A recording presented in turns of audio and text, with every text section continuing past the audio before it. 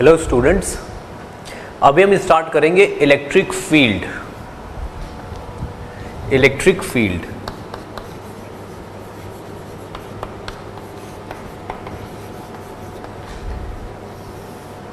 ठीक, देखिए अभी तक मैंने आपको जो इलेक्ट्रोस्टैटिक्स में एक्सप्लेन किया है, एक चार्ज की वजह से दूसरे चार्ज पे जो फोर्स लगता है वो मैंने एक्सप्लेन किया है मैग्नीट्यूड फॉर्म में भी और वेक्टर फॉर्म में भी।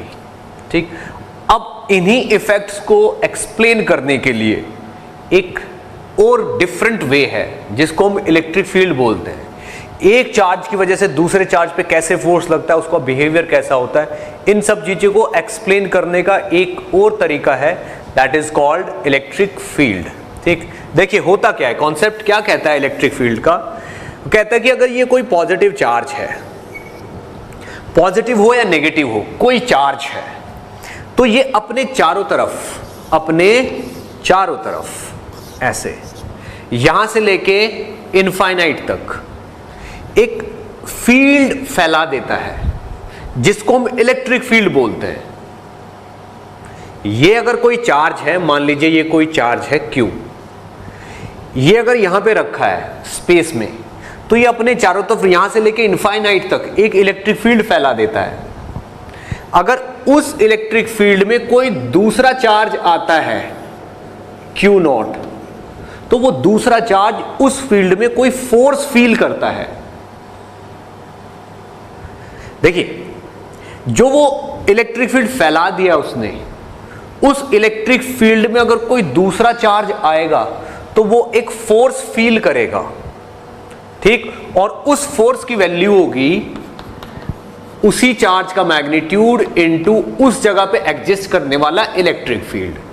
अब इलेक्ट्रिक फील्ड एक वेक्टर क्वांटिटी है, तो फोर्स भी एक वेक्टर क्वांटिटी है। ठीक, तो रूल ये कहता है कि वो फोर्स जो उस चार्ज पे लगेगा that will be Q into E।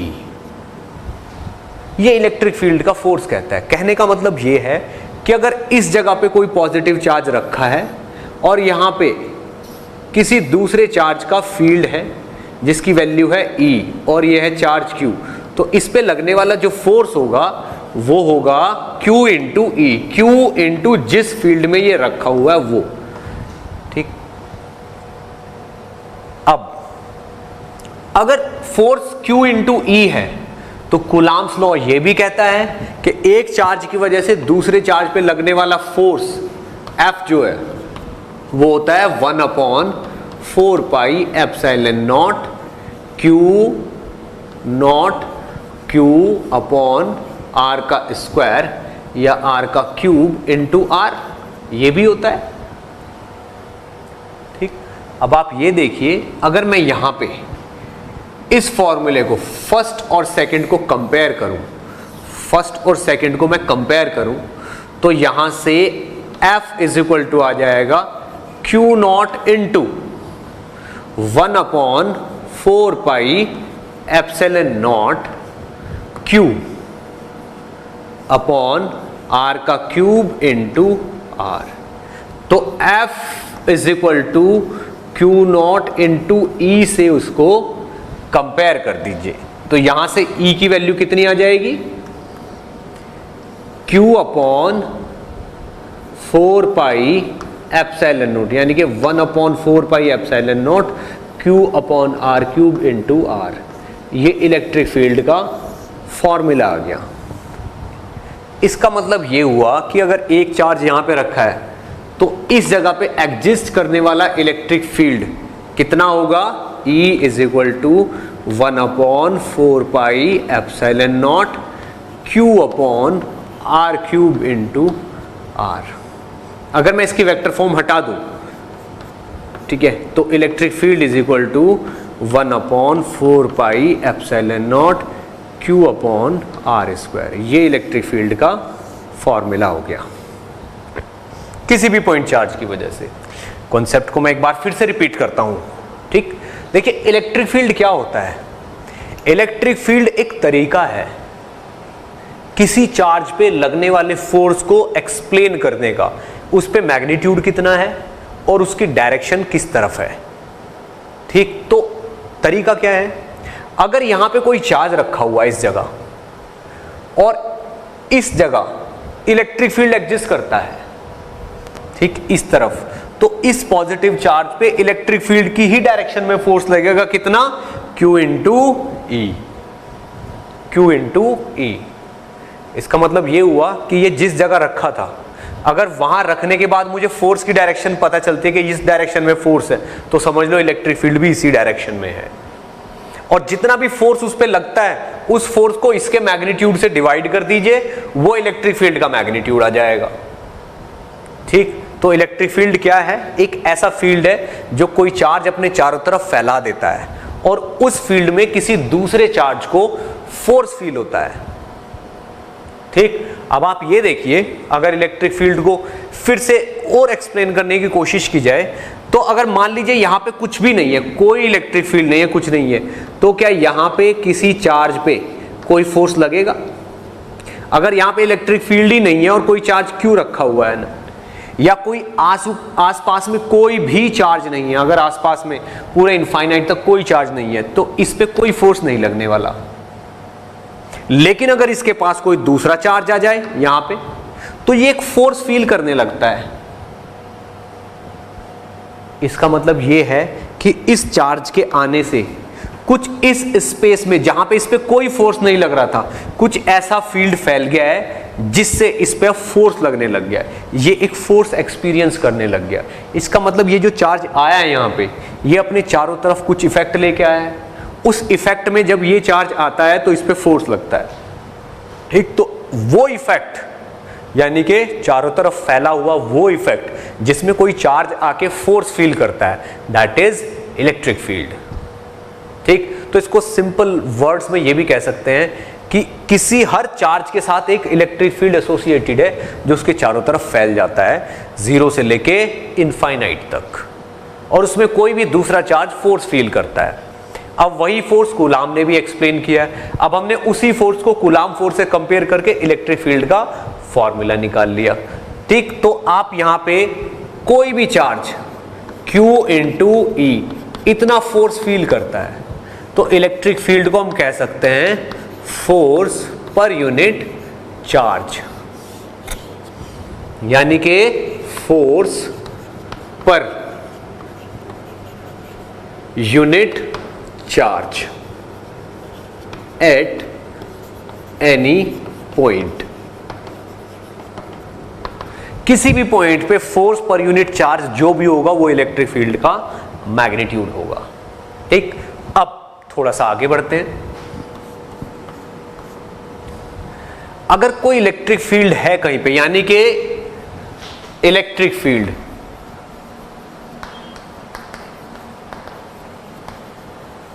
Due to a point charge, अभी अभी हमने देखा है, अगर यहां पे कोई चार्ज होता है Q, तो उसके पास किसी पॉइंट पे इलेक्ट्रिक फील्ड कितना होता है, ठीक। तो कोई पॉइंट, कोई चार्ज अगर Q है, तो यहां से R डिस्टेंस पे इस पॉइंट पे इलेक्ट्रिक फील्ड कितना होता है, 1/4 pi epsilon not Q upon R square. ये इलेक्ट्रिक फील्ड होता है, और किस डायरेक्शन में होता है, पॉजिटिव है तो इसी डायरेक्शन में होता है, इस डायरेक्शन में। तो आप चाहो तो नीचे R³ लगा के R लिख सकते हो, या फिर इस डायरेक्शन में अगर यूनिट वेक्टर R है तो यहां पे यूनिट वेक्टर R भी लिख सकते हो। ये हो गया। तो किसी पॉइंट चार्ज की वजह से उससे R डिस्टेंस पे इलेक्ट्रिक फील्ड होता है इतना। अगर आपको यहां पे कोई Q0 चार्ज, मान लो ये पॉजिटिव चार्ज है, इससे R डिस्टेंस पे ये कोई पॉइंट है, ठीक। इस पे आप चेक करना चाहते हो कि किसी चार्ज को रख देते हैं, अगर यहाँ पे कोई पॉजिटिव टेस्ट चार्ज Q0 आप ले आओ और उस पर फोर्स चेक करो, तो कितना होगा, यहाँ पे जितना भी इलेक्ट्रिक फील्ड एग्जिस्ट करता है E इंटू ये Q0, ये यहाँ पे फोर्स होगा इस पॉइंट पे। कूलाम्स लॉ से भी यही आएगा और इससे भी यही आएगा। आप देखो इस चीज में Q0 की मल्टीप्लाई कर दो तो 1/4 pi epsilon not Q by R square into Q0 in the direction of R, ये फोर्स हो जाएगा। ये जो R है, जब हम R के ऊपर कैप लगाते हैं तो इसका मतलब होता है vector R upon magnitude of R. जब यहाँ पे वेक्टर आर लिखोगे, यहाँ मैग्नीट्यूड ऑफ आर लिखोगे, तो ऊपर वेक्टर आर हो जाएगा, नीचे आर का क्यूब हो जाएगा। क्लियर? तो इस तरीके से हम किसी भी इलेक्ट्रिक फील्ड को एक्सप्लेन कर सकते हैं, किस तरीके से इलेक्ट्रिक फील्ड एग्जिस्ट करता है। ठीक, अब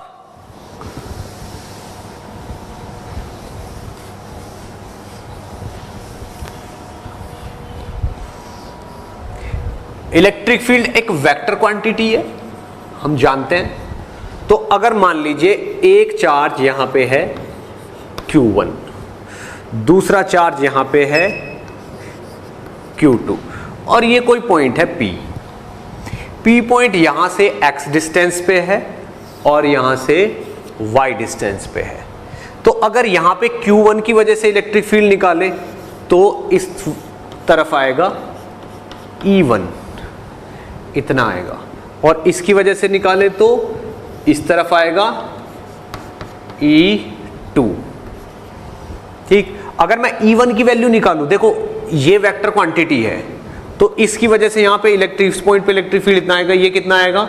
1/4 pi epsilon not Q1 upon x square, Q1 upon x square. ये मैग्नीट्यूड हो गया, इसका मैग्नीट्यूड क्या हो गया? 1/4 pi epsilon not Q2 upon y square. ठीक, अब ये वाला जो इलेक्ट्रिक फील्ड है ये तो इस तरफ है और ये वाला इलेक्ट्रिक फील्ड इस तरफ है। रिजल्टेंट क्या होगा? दोनों का वेक्टर सम हो जाएगा, ये ई रिजल्टेंट होगा।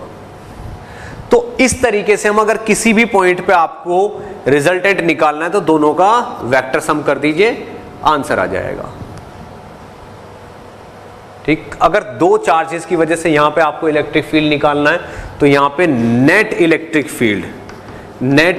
Field is equal to E1 plus E2, vectorially add करने से नेट इलेक्ट्रिक फील्ड आ जाता है। आप कह सकते हो सुपरपोजिशन ऑफ इलेक्ट्रिक फील्ड जुड़ जाता है वेक्टोरियली किसी भी पॉइंट पे, और ये इसकी फाइनल डायरेक्शन होती है। ठीक, अगर इन दोनों के बीच का एंगल थीटा है तो इस इलेक्ट्रिक फील्ड, जो ये रिजल्टेंट इलेक्ट्रिक फील्ड है, इसका मैग्नीट्यूड क्या हो जाएगा? E1 पहले का magnitude plus E2 plus 2E1 E2 cos theta, बिल्कुल वही वेक्टर रूल फॉलो करेगा और रिजल्टेंट का एंगल भी वही वेक्टर वाले सिस्टम का होगा। ठीक है, इसको नोट करिए, फिर थोड़ा सा और आगे बढ़ते हैं।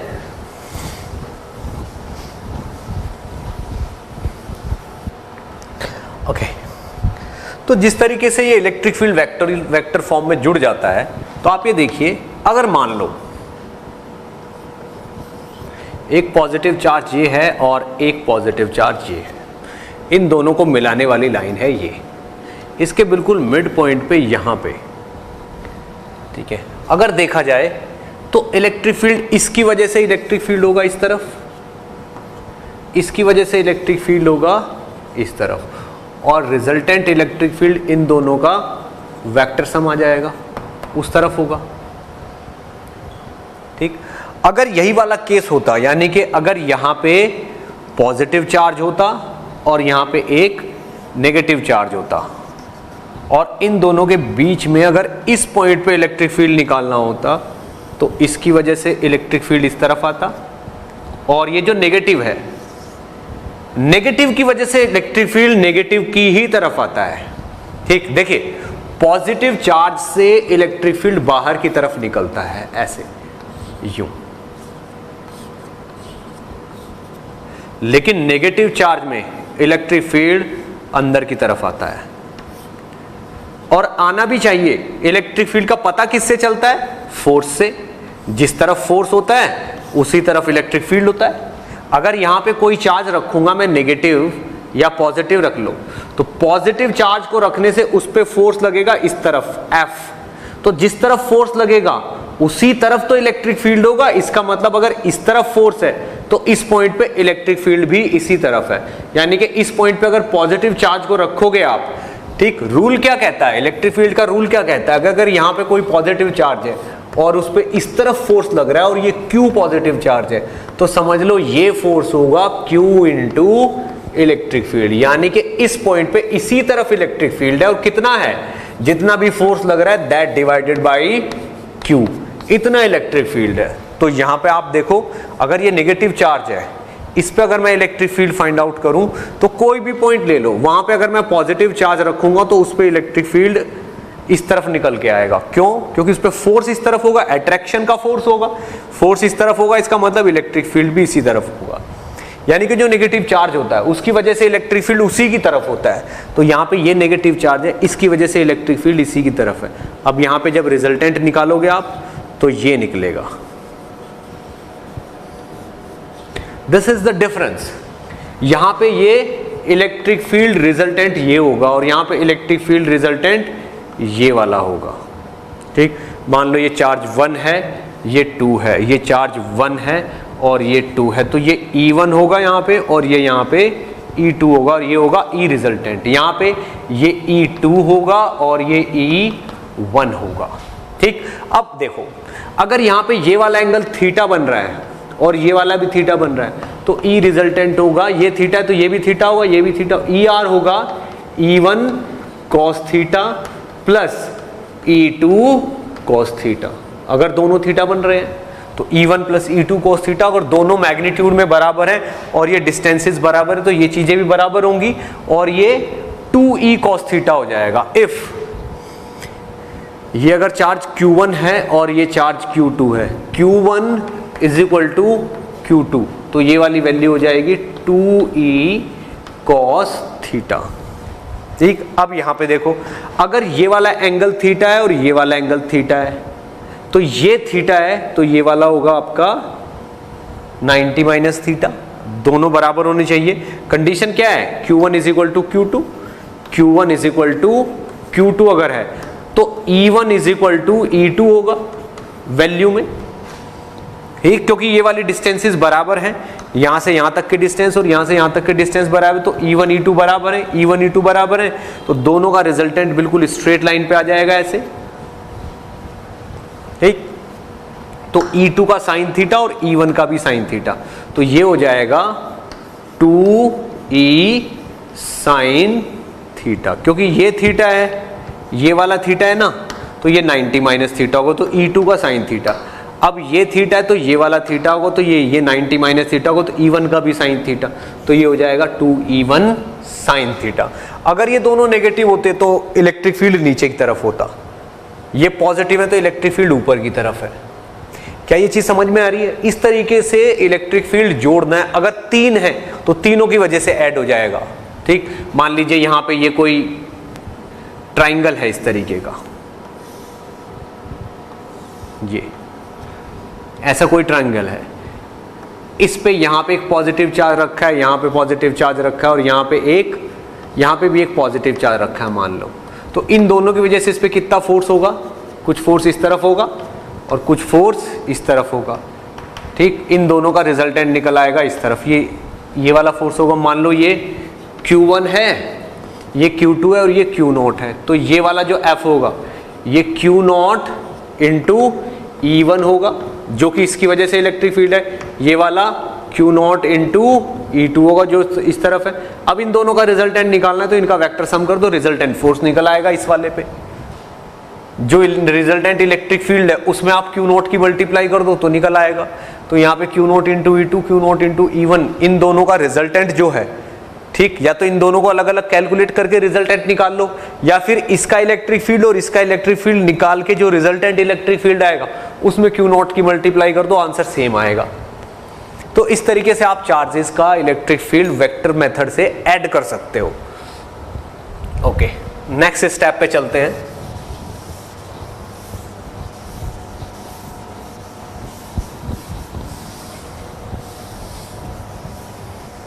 ओके, देखिए अगर इलेक्ट्रिक फील्ड के बारे में बातें की जाएंगी तो electric field due to a point charge, ठीक, सबसे पहली बात तो अगर ये कोई पॉइंट चार्ज है, इसकी वजह से आप इलेक्ट्रिक फील्ड देख रहे हो तो कहां तक जाता है, इन्फिनिटी तक। Extends up to infinity. दूसरी बात, कोई भी charge, any charge do not experience any force due to its own electric field। जैसे ये पॉजिटिव चार्ज है, इसका इलेक्ट्रिक फील्ड चारों तरफ कुछ ना कुछ है, तो ये अपने इलेक्ट्रिक फील्ड की वजह से खुद कोई फोर्स फील नहीं करेगा। जब भी कोई फोर्स, कोई चार्ज फील करता है तो वो किसी दूसरे के इलेक्ट्रिक फील्ड की वजह से होता है। Force always acts due to external electric field, due to external electric field।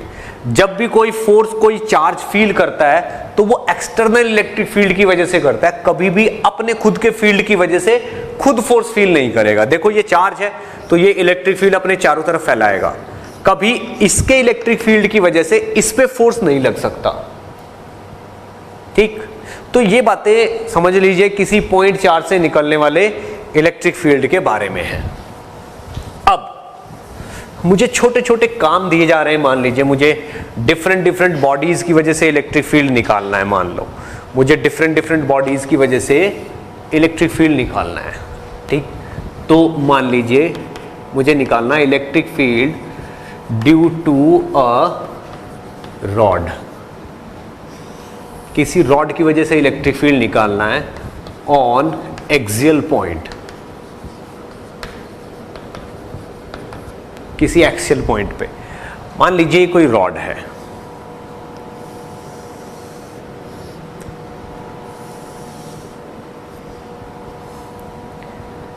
Length L, charge Q, uniformly distributed है।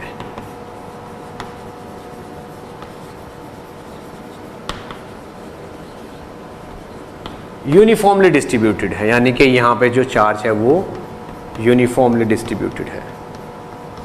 ऐसे कोई कहता है कि इसकी वजह से, इसके एंड से d डिस्टेंस पे, यहां पे कोई पॉइंट है P, find electric field at P due to this rod. ठीक, P पॉइंट पे इलेक्ट्रिक फील्ड बताना है। अब मुझे पता तो केवल पॉइंट चार्ज की वजह से इलेक्ट्रिक फील्ड का फॉर्मूला है, पर ये तो कंटिन्यूअस बॉडी है और मुझे जो फॉर्मूला पता है वो पॉइंट चार्ज की वजह से पता है। तो हम क्या करेंगे, यहां से इस पॉइंट से किसी डिस्टेंस x पे, यहां पे एक छोटा सा एलिमेंट ले लेंगे ऐसे, जिसकी लेंथ कितनी होगी, dx लेंथ का एलिमेंट होगा ये। ठीक, इस एलिमेंट को मान लीजिए इस पे कितना चार्ज है, dq की वैल्यू क्या होगी, total charge q divided by length l into dx। Unitary method, l length पे कितना चार्ज है, q, तो dx लेंथ पे कितना होगा, q upon l into dx। इतना चार्ज होगा इस वाले एलिमेंट की वजह पे। अब इसकी वजह से यहां पे इलेक्ट्रिक फील्ड कितना होगा, मान लीजिए बहुत ही छोटा सा इलेक्ट्रिक फील्ड है P पॉइंट पे due to this charge Q, वो कितना होगा 1 अपॉन 4 पाई एप्सिलॉन नॉट। ये जितना भी चार्ज, ये चार्ज कितना है dq डिवाइडेड बाई यहां से लेके यहां तक के डिस्टेंस का स्क्वायर, x का स्क्वायर, ये आ गया। अब क्या होगा, इसकी वजह से इलेक्ट्रिक फील्ड यहां पे इस तरफ होगा, ऐसे इससे जो नेक्स्ट वाला एलिमेंट है, इस एलिमेंट की वजह से तो इतना होगा, इससे जो नेक्स्ट वाला एलिमेंट है उसकी वजह से फिर से होगा, उसके बाकी की वजह से। तो यहां से लेके यहां तक जितने भी छोटे छोटे छोटे छोटे एलिमेंट्स हैं उन सब की वजह से यहां पे कुछ ना कुछ इलेक्ट्रिक फील्ड होगा। हम अगर सारे इलेक्ट्रिक फील्ड को जोड़ दें, क्योंकि वेक्टर क्वांटिटी है और सेम डायरेक्शन में, हर एक एलिमेंट का इलेक्ट्रिक फील्ड सेम डायरेक्शन में है, तो नेट इलेक्ट्रिक फील्ड कैसे आएगा, यहाँ पे सबका अगर हम सम कर देंगे तो नेट इलेक्ट्रिक फील्ड आ जाएगा। ठीक, तो सम करने का मतलब है इंटीग्रेशन करना। तो electric field at point P is equal to integration of 1 upon 4 pi epsilon not dq upon x square. ठीक, तो यहां पे आप देखिए dq की वैल्यू रख दीजिए, तो 1/4πε0। डी क्यू की वैल्यू क्या रखेंगे हम, Q by L into x, तो Q by L into d x और साथ में 1/x², और इसका integration is equal to EP। अब आप ये देखिए, आप कहां से कहां तक इंटीग्रेशन कर रहे हैं। हम यहां से लेके यहां तक जितने भी चार्जेस हैं सबकी वजह से वहां इलेक्ट्रिक फील्ड जोड़ के निकाले, यानी कि D से लेके D प्लस एल तक।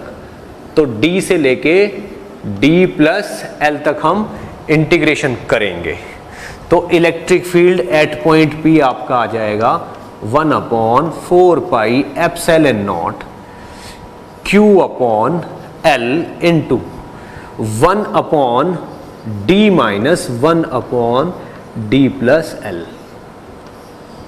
ठीक, जो कि फाइनली बन जाएगा कितना, electric field at point P is equal to, ये वाली चीज क्या बन जाएगी, 1/4πε0 Q/D into D plus L, D into D plus L।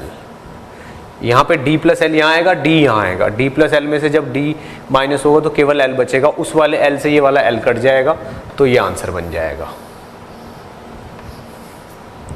तो किसी भी रॉड की वजह से उससे एक्सियल पॉइंट पे इलेक्ट्रिक फील्ड इतना होगा, अगर हम फाइंड आउट करेंगे तो इतना आएगा। अब देखिए, और बहुत सारे अरेंजमेंट्स हैं जिनकी वजह से हमें इलेक्ट्रिक फील्ड निकालना पड़ता है। इलेक्ट्रिक फील्ड ड्यू टू और रिंग की वजह से निकालते हैं। ठीक, अगर रिंग की वजह से निकाला जाए उसके सेंटर पे,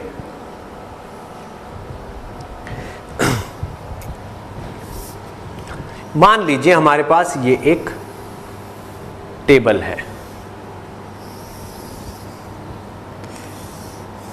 मान लीजिए हमारे पास ये एक टेबल है, इस टेबल पे एक रिंग पड़ी हुई है, ऐसे यूं एक रिंग पड़ी हुई है। इस रिंग को देखा जाए तो ये रिंग ऐसे है,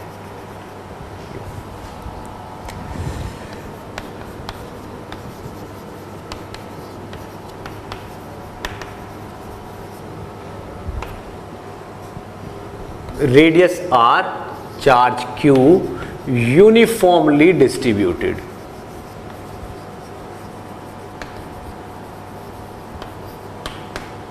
uniformly distributed at its centre पे देखना है। अब आप ये देखो, यहां पे अगर मैं छोटा सा एलिमेंट ले लूं, देखिए 2πr लेंथ जो है, 2πr लेंथ पे कितना चार्ज फैला हुआ है, Q। तो dl लेंथ पे कितना होगा, Q/2πr इंटू dl। इतना चार्ज फैला होगा dl लेंथ पे। तो अगर ये वाली लेंथ देखी जाए तो ये चार्ज कितना है, dq। इसकी वजह से सेंटर पे इलेक्ट्रिक फील्ड होगा इस तरफ, और ऐसा ही चार्ज एक यहां पे भी होगा। इस वाले चार्ज की वजह से सेंटर पे इलेक्ट्रिक फील्ड होगा इस तरफ। अगर ये वाला चार्ज A है तो EA इस तरफ होगा, और ये वाला चार्ज B है तो electric field due to B इस तरफ होगा। तो EA को EB कैंसिल आउट कर देगा। जो ये वाला एलिमेंट है इसकी वजह से इलेक्ट्रिक फील्ड होगा उस तरफ, ऐसा ही वहां पे एलिमेंट है उसकी वजह से इलेक्ट्रिक फील्ड होगा इस तरफ। इसको ये कैंसिल कर देगा, इसको ये कैंसिल कर देगा, तो इलेक्ट्रिक फील्ड की वैल्यू कितनी आ जाएगी, 0। ठीक, तो किसी भी रिंग के सेंटर पे इलेक्ट्रिक फील्ड कितना होता है, 0, due to cancellation. Due to cancellation, cancel out होने की वजह से यहां पे इलेक्ट्रिक फील्ड 0 होता है। लेकिन अगर किसी रिंग के सेंटर पे ना फाइंड आउट करके इसकी एक्सिस पे फाइंड आउट करें तो 0 नहीं आएगा। वो हमें अभी निकालना है, पहले इसको नोट करिए आप।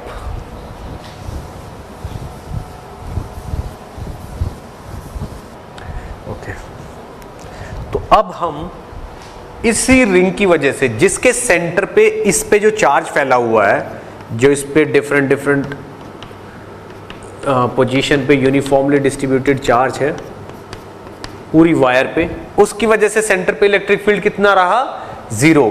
किसकी वजह से, कैंसिलेशन की वजह से। कैंसिलेशन की वजह से चार्ज कितना रहा है, 0। लेकिन अगर यही रिंग, अगर हम इसी रिंग को यहां पे देखें इस तरीके से, मान लीजिए इस रिंग को हम ऐसे देख रहे हैं और इसकी एक्सिस के किसी पॉइंट पे इलेक्ट्रिक फील्ड निकालना है हमें, मान लीजिए, मान लो इस पॉइंट पे निकालना है जो कि यहां से x डिस्टेंस पे है।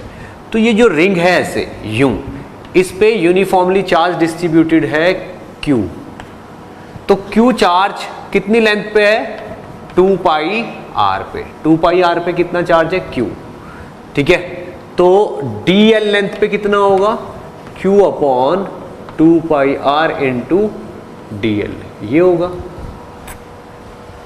ठीक, अब मान लीजिए यहां पे मैं ऊपर कोई एलिमेंट ले लेता हूं छोटा सा dl लेंथ का। इस dl लेंथ की वजह से इस पॉइंट पे इलेक्ट्रिक फील्ड आएगा इस तरफ, छोटा सा इलेक्ट्रिक फील्ड आएगा de। अब ये वाला एंगल अगर थीटा बन रहा है तो ये भी थीटा बनेगा। अब आप देखिए रिंग ऐसे है, ऐसे रिंग है, इसका जो टॉप पॉइंट है उसकी वजह से इलेक्ट्रिक फील्ड निकाल रहे हैं हम यूं। तो जो नीचे वाला पॉइंट है, लोवेस्ट पॉइंट है, उसकी वजह से भी इस पॉइंट पे इतना इलेक्ट्रिक फील्ड होगा, छोटा सा इलेक्ट्रिक फील्ड de, और होना ही है क्योंकि ये भी चार्ज dq है और ये चार्ज भी dq है, दोनों की वजह से इलेक्ट्रिक फील्ड इतना होगा। अब अगर मैं इन दोनों में से देखूं तो इसका इलेक्ट्रिक फील्ड का एक कंपोनेंट इधर और एक कंपोनेंट इधर आएगा, इस इलेक्ट्रिक फील्ड का भी एक कंपोनेंट इधर आएगा और एक कंपोनेंट इधर आएगा। ये वाले कंपोनेंट तो कैंसिल आउट हो जाएंगे और ये वाले ऐड हो जाएंगे, यानी कि अगर ये एंगल थीटा, ये थीटा, तो ये भी थीटा, यानी कि DE का जो cos थीटा है वो ऐड हो जाएगा। DE cos थीटा और DE cos थीटा ऐड हो जाएगा और DE sin theta, DE sin theta cancel out हो जाएंगे। ठीक, तो समझ लीजिए मुझे हर एलिमेंट का कोई भी ले लो, मान लो आप यहां वाला एलिमेंट ले रहे हो, ये वाला, तो ये वाले एलिमेंट का इलेक्ट्रिक फील्ड ऐसे होगा, ये वाला एंगल भी थीटा होगा, ये वाला एंगल भी थीटा होगा। ये तो वायर का हर पॉइंट है ना, ऐसे यूं करके ये पूरी वायर है, इसके सेंटर से जो लाइन बनेगी उसका एक्सिस से एंगल सेम ही रहेगा चारों तरफ। ठीक, तो हर एक का, इसका जो DE निकालेंगे उसका cos थीटा ऐड होना है, यानी कि integration of DE cos theta चाहिए मुझे पूरी रिंग के लिए। ठीक है, तो अब आप देखो DE की वैल्यू लिखते हैं हम, ये वाला इलेक्ट्रिक फील्ड लिख देते हैं, इसकी वैल्यू होगी 1 upon 4 pi epsilon not dq upon r का स्क्वायर, और r क्या होगा? ये वाली लेंथ, ये वाली लेंथ होगी इसकी रेडियस, मान लो इसकी रेडियस है a और ये x, ये वाली लेंथ होगी under root of a square plus x square. होना ही है भाई, वायर के भी जो ये रिंग है इसकी वायर के किसी भी पॉइंट को इस पॉइंट से मिलाओगे आप, तो जो रेडियस है उसका स्क्वायर और इसका स्क्वायर ऐड कर देंगे तो a square plus x square इस लेंथ की वैल्यू होगी, तो इलेक्ट्रिक फील्ड होगा divided by a square plus x square, इसका अंडर रूट और इसका स्क्वायर, यानी कि 1 upon 4 pi epsilon not dq upon a square plus x square, ये आ जाएगा इलेक्ट्रिक फील्ड। लेकिन मुझे पूरा इलेक्ट्रिक फील्ड तो मिलेगा ही नहीं, इस वाले का इलेक्ट्रिक फील्ड इस तरफ है, इस वाले का इलेक्ट्रिक फील्ड इस तरफ, दोनों के ये वाले कंपोनेंट तो ऐड हो जाएंगे और ये वाले कंपोनेंट कैंसिल आउट हो जाएंगे, हर एक के ये वाले कंपोनेंट कैंसिल आउट हो जाएंगे। तो होगा क्या यहाँ पे, अगर मैं इस DE का cos थीटा इंटीग्रेट करूं तो 1 upon 4 pi epsilon not dq upon a square plus x square, तो ये रहा, और साथ में cos थीटा होगा x अपॉन दिस, तो cos थीटा होगा x upon under root of a square plus x square. तो यहां पे क्या बन जाएगा 1 upon 4 pi epsilon not dq को क्या लिख सकते हैं हम, q upon 2 pi r into L, ये तो x तो एज इट इज रहने दो, x upon a square plus x square की पावर 3/2। अब आप ये देखो a square plus x square, this quantity is constant, ये क्वांटिटी कांस्टेंट है, ये एक कांस्टेंट क्वांटिटी है और x भी एक कांस्टेंट क्वांटिटी है। ठीक, तो यहां पे dq जो आएगा, dq को अगर हम फिर से लिखें तो dq आएगा q upon 2 pi r into dl। ठीक है ना। डी क्यू क्या आएगा, Q upon 2 pi R into d L. तो डी क्यू की वैल्यू को हम लिख सकते हैं Q upon 2 pi R into d L. अब आप देखिए मेरे पास क्या एक्सप्रेशन आ गया, 1 upon 4 pi epsilon not Q x into d L divided by A square plus x square की पावर 3/2 और डिवाइडेड बाई 2 पाई आर और साथ में डी एल। ये क्या आ गया आपका, ये आ गया आपका डी ई कॉस थीटा। और मुझे इसका इंटीग्रेशन करना है। अब इंटीग्रेशन में कांस्टेंट टर्म बाहर आ जाएंगी, वेरिएबल टर्म अंदर रहेगी। तो Q और X ये कांस्टेंट है दोनों, ये बाहर आ जाएंगे। 4 पाई एप्सिलॉन नॉट बाहर आ जाएगा, 2 पाई आर बाहर आ जाएगा और ये ए स्क्वायर प्लस एक्स स्क्वायर की पावर 3/2 ये भी बाहर आ जाएगा। इंटीग्रेशन केवल डीएल का होगा और इंटीग्रेशन ऑफ डीएल होगा पूरा का पूरा 2 पाई आर। ठीक है, तो यहाँ पे क्या होगा, नेट इलेक्ट्रिक फील्ड E। अगर यहाँ पे नेट इलेक्ट्रिक फील्ड की बात करें तो इसका इंटीग्रेशन तो नेट इलेक्ट्रिक फील्ड होगा ना E इस तरफ का, ये तो ये हो जाएगा E इज इक्वल टू, अगर मैं 1/4 पाई एप्सिलॉन नॉट को लिख देता हूँ K, तो QX अपॉन इसको लिख देते हैं a square plus x square की पावर 3/2। तो यहाँ बचा इंटीग्रेशन ऑफ DL और divided by 2 pi R. Integration of DL से 2 पाई आर कैंसिल, क्योंकि पूरे DL को अगर आप इंटीग्रेट करोगे तो 2 पाई आर बन जाएगा, DL plus DL plus DL plus DL plus DL plus DL plus DL ऐसे करके 2 पाई आर बन जाएगा। तो E की वैल्यू आ जाएगी KQX अपॉन ए स्क्वायर प्लस एक्स स्क्वायर की पावर 3/2। ये रिंग की एक्सिस के किसी पॉइंट पे इलेक्ट्रिक फील्ड का फॉर्मूला है। ये किस चीज का फॉर्मूला है, रिंग की एक्सिस पे किसी पॉइंट पे इलेक्ट्रिक फील्ड का फॉर्मूला। तो अगर यहां पे देखा जाए यहां पे कि ये जो रिंग है, ठीक है, ये जो रिंग है यहां पे, हम अगर कोई भी रिंग लें, मान लीजिए ये कोई रिंग ले रहे हैं हम जिसकी रेडियस a है और इसके सेंटर से x डिस्टेंस पे कोई पॉइंट ले, तो इस पॉइंट पे इलेक्ट्रिक फील्ड इस तरफ होगा E, और ये वाली डिस्टेंस अगर x है, रेडियस a है और इस पे यूनिफॉर्मली डिस्ट्रीब्यूटेड चार्ज q है, तो यहाँ पे इलेक्ट्रिक फील्ड की वैल्यू होगी KQX अपॉन ए स्क्वायर प्लस एक्स स्क्वायर की पावर 3/2।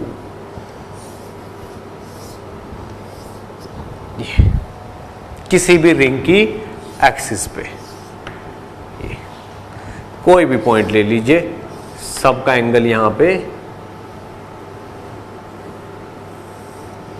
सेम ही रहेगा। देख लीजिए, इलेक्ट्रिक फील्ड का फॉर्मूला, ये किसी भी रिंग की वजह से किसी भी एक्सिस के पॉइंट पे। अब एक आध अगर क्वेश्चन और निपटाया जाए, ठीक, आप चाहो तो चेक कर सकते हो। x इज इक्वल टू 0 का मतलब क्या हो, x इज इक्वल टू 0 मतलब सेंटर। तो सेंटर E की value at x is equal to 0 कितनी आएगी, देखिए x की मल्टीप्लाई हो जाएगी तो 0 आ जाएगी। अगर यहाँ पे x की वैल्यू को आप इनफाइनाइट डालोगे, ठीक है, तो इस x को अगर नीचे लाओगे तो a square by x square, और यहाँ पे अंदर x नीचे आएगा, इसके नीचे आएगा तो एक x नीचे बच जाएगा। इनफाइनाइट पे भी इलेक्ट्रिक फील्ड की वैल्यू कितनी आएगी, 0, क्योंकि इस x, अगर यहाँ पे x की वैल्यू इनफाइनाइट रखनी है तो इस x से पहले नीचे वाले को डिवाइड कर लो, ठीक। तो जब नीचे वाले को डिवाइड कर लोगे ऊपर से तो x खत्म हो जाएगा। जब नीचे वाले को x से डिवाइड करोगे तो यहाँ पे बस एक x ऊपर बचेगा, क्योंकि ये वाला x डिवाइड करेंगे उसके नीचे जाएगा तो एक्स स्क्वायर बन के अंदर जाएगा, एक्स स्क्वायर तो ये हो गया और क्यूब भी होगा, एक्स क्यूब बन के जब अंदर जाएगा 3/2 बन के अंदर जाएगा ये। तो यहाँ पे एक x बचेगा ऊपर। अगर डिनोमिनेटर में x बच रहा है और x की वैल्यू इनफाइनाइट है तो इलेक्ट्रिक फील्ड कितना रहेगा, 0। तो इस तरीके से ये रिंग की वजह से इलेक्ट्रिक फील्ड है सेंटर से किसी डिस्टेंस x पे। क्लियर। इस पे कुछ बातें और बताई जा सकती हैं जो कि मैं अभी पूरी ट्राई करूंगा।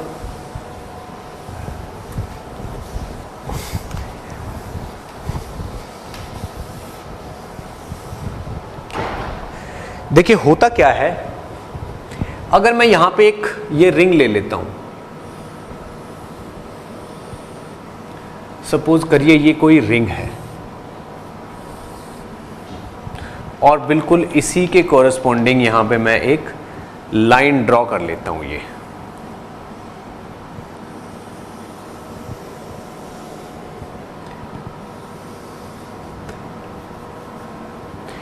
इस एक्सिस पे हम इलेक्ट्रिक फील्ड प्लॉट करेंगे और इस एक्सिस पे हम एक्स प्लॉट करेंगे।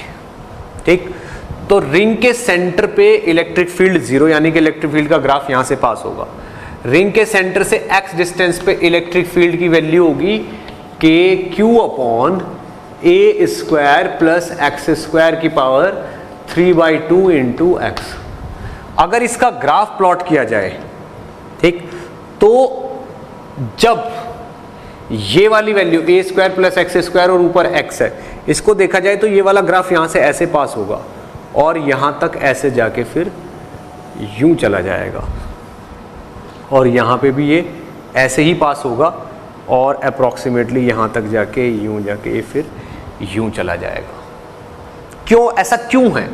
ऐसा इसलिए है कि रिंग के सेंटर पे भी इलेक्ट्रिक फील्ड 0 है, यहां पे भी इलेक्ट्रिक फील्ड कितना है 0 सेंटर पे, और इनफाइनाइट पे भी इलेक्ट्रिक फील्ड कितना है 0। अगर इनफाइनाइट पे चेक किया जाए 0, तो अगर 2 पॉइंट पे इलेक्ट्रिक फील्ड 0 है तो बीच में डेफिनेटली कहीं ना कहीं मैक्सिमा या फिर कहीं ना कहीं मिनिमा हुआ होगा।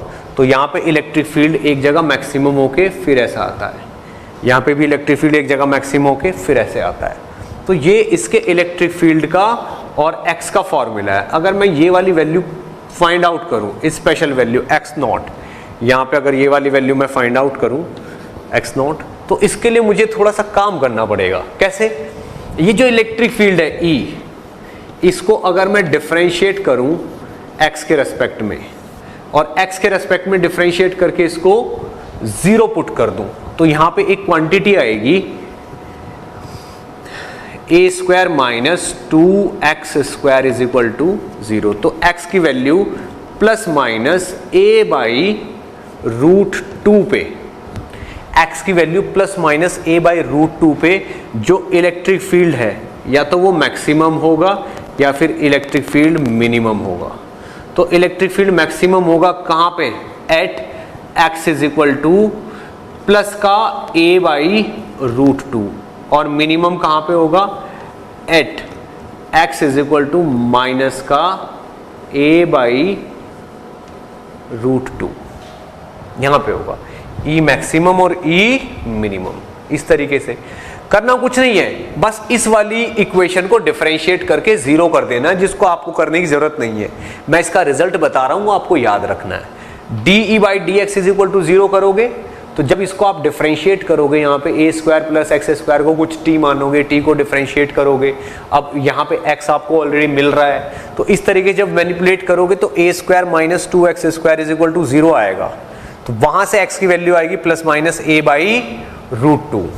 ठीक है, अब प्लस माइनस a/√2 का मतलब क्या हुआ कि इसके सेंटर से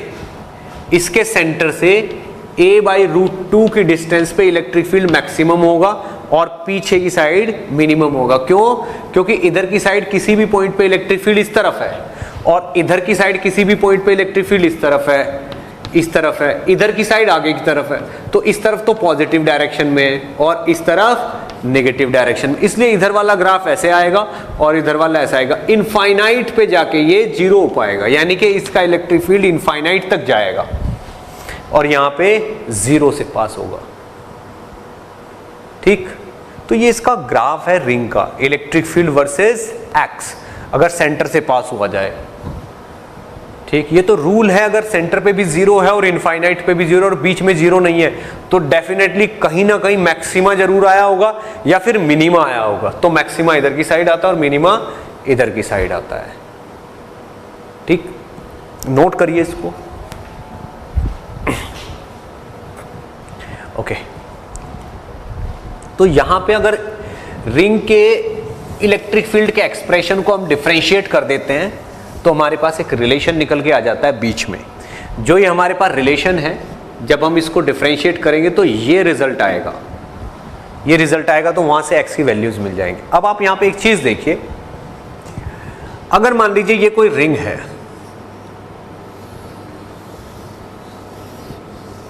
ये कोई रिंग है, आप इसके सेंटर के इस पॉइंट पे हो, तो ये वाली डिस्टेंस है x, यहां पे इलेक्ट्रिक फील्ड की वैल्यू है के क्यू एक्स अपॉन ए स्क्वायर प्लस एक्स स्क्वायर की पावर 3/2। तो इस पॉइंट पे अगर कोई क्यू नॉट चार्ज रखा जाए, ठीक है ना, तो फोर्स ऑन क्यू नॉट कितना होगा, F इज इक्वल टू के क्यू एक्स अपॉन ए स्क्वायर प्लस एक्स स्क्वायर की पावर 3/2 इंटू क्यू नॉट, ये फोर्स होगा। अगर ये फोर्स नेगेटिव है तो यहां पे ये फोर्स भी नेगेटिव आ जाएगा, क्योंकि क्यू नॉट के सामने का नेगेटिव यहां आ जाएगा, और ये तो पॉजिटिव चार्ज है जो रिंग पे है। ये कैसा चार्ज है, पॉजिटिव चार्ज है। अब आप ये देखो, अगर if x is very small, अगर x बहुत स्मॉल है तो x square is tends to 0, तो आप यहां पे इस फोर्स को क्या लिख सकते हो अब, minus K Q not x upon, ये तो 0 हो गया, ए स्क्वायर की पावर 3/2 ए क्यूब हो जाएगा, ये लिख सकते हैं हम। ठीक, this is condition for SHM. ये तो एसएचएम की कंडीशन है। इसका मतलब ये हुआ कि अगर कोई बहुत ही छोटा सा चार्ज इसकी एक्सिस से बहुत क्लोज रखा जाए, सेंटर से, सेंटर के पास रखा जाए, यानी कि एक्स जो है बहुत स्मॉल हो, तो वो चार्ज एसएचएम करेगा और नेगेटिव होना चाहिए। चार्ज कैसा होना चाहिए, नेगेटिव का क्यू होना चाहिए, और रिंग पे पॉजिटिव चार्ज होना चाहिए, कितना, कैपिटल क्यू। इसका मतलब ये है कि अगर कोई रिंग है उस पे पॉजिटिव चार्ज लगा हुआ है, तो उसके सेंटर्स पे अगर नेगेटिव चार्ज रख के आप थोड़ा सा डिस्प्लेस करके छोड़ दो तो वहीं पे ऐसे एसएचएम करेगा, क्योंकि वो अगर उस तरफ जाएगा तो रिंग का इलेक्ट्रिक फील्ड उसे वापस खींचेगा, और वो इस तरफ जाएगा तो रिंग का इलेक्ट्रिक फील्ड उसे फिर वापस खींचेगा। यहां पे देख लीजिए, यहां पे देख लीजिए, यहां पे इलेक्ट्रिक फील्ड इस तरफ है और यहां पे इलेक्ट्रिक फील्ड इस तरफ है, तो चार्ज अगर यहां पे आ जाएगा और वो नेगेटिव होगा तो उस नेगेटिव चार्ज पे फोर्स लगेगा इस तरफ, और वो यहां पे आ जाएगा, वो नेगेटिव होगा तो उस पे इलेक्ट्रिक फील्ड के अपोजिट चार्ज लगेगा। क्यों, क्योंकि नेगेटिव चार्ज पे अगर आप फोर्स निकालोगे तो F is equal to minus q E, electric field के अपोजिट चार्ज लगता है, तो चार्ज इधर जाएगा तो इधर खींच लेगा, इधर जाएगा तो इधर खींच लेगा, इसलिए एसएचएम की कंडीशन बन जाएगी। अगर चार्ज का मास m है, इसका मास कितना है m, तो F अपॉन m, अगर यहीं पे F अपॉन m किया जाए तो ये तो एक्सेलरेशन हो जाएगा, तो acceleration is equal to minus K Q naught by m a cube into x, तो इसको a is equal to minus omega square X से आप कंपेयर कर सकते हो। तो यहां से आपके पास ओमेगा स्क्वायर की वैल्यू आ जाएगी, कितनी आ जाएगी ओमेगा स्क्वायर की value, k q upon m a cube, ये आपके पास क्यू ओमेगा स्क्वायर की वैल्यू आ जाएगी। तो टाइम पीरियड कितना आ जाएगा, t is equal to 2 pi by omega, यानी कि t इज इक्वल टू आ जाएगा 2 pi under root m a cube over k Q not. ये टाइम पीरियड की वैल्यू आ गई इसके। लेकिन कंडीशन क्या क्या है, ये चार्ज वैल्यू में बहुत कम होना चाहिए और ये वाली डिस्टेंस बहुत कम होनी चाहिए, यानी कि एक्स एक्सिस के बिल्कुल क्लोज होना चाहिए, तो एसएचएम करेगा पार्टिकल, और उस एसएचएम का टाइम पीरियड कितना होगा, 2 pi under root m a cube upon k Q not. इसको थोड़ा सा और एक्सप्लेन कर सकते हैं हम यहां पे। आप ये देखिए ये किसका ग्राफ है, ये इलेक्ट्रिक फील्ड का ग्राफ है। आप देखिए इलेक्ट्रिक फील्ड का ग्राफ यहां सेंटर के पास बिल्कुल ऐसे है, ये electric field versus x graph है। अगर मैं यहां पे माइनस क्यू की मल्टीप्लाई कर दूं ई में, तो फोर्स का ग्राफ कैसा बन जाएगा, एफ वर्सेस एक्स, फोर्स का ग्राफ ऐसे बन जाएगा। क्योंकि एक नेगेटिव क्यू की मल्टीप्लाई कर रहे हैं ना, नेगेटिव क्यू की मल्टीप्लाई कर रहे हैं, तो अगर इलेक्ट्रिक फील्ड पॉजिटिव है तो फोर्स नेगेटिव आ जाएगा, तो यहां पे फोर्स का ग्राफ ये बन जाएगा। ये अगर फोर्स और एक्स का ग्राफ ऐसा है तो क्या करेंगे, एसएचएम होएगी। याद करिए एसएचएम में ग्राफ हमने ऐसा ही बनाया था, फोर्स का और एक्स का। तो इस ग्राफ से भी पता चल रहा है कि सेंटर के पास का जो एरिया है उसमें ये वाला फील्ड ऑलमोस्ट स्ट्रेट लाइन है, ये वाला फील्ड स्ट्रेट लाइन है यहां, यानी कि सेंटर से आगे और सेंटर से पीछे लीनियर वेरिएशन है ऑलमोस्ट।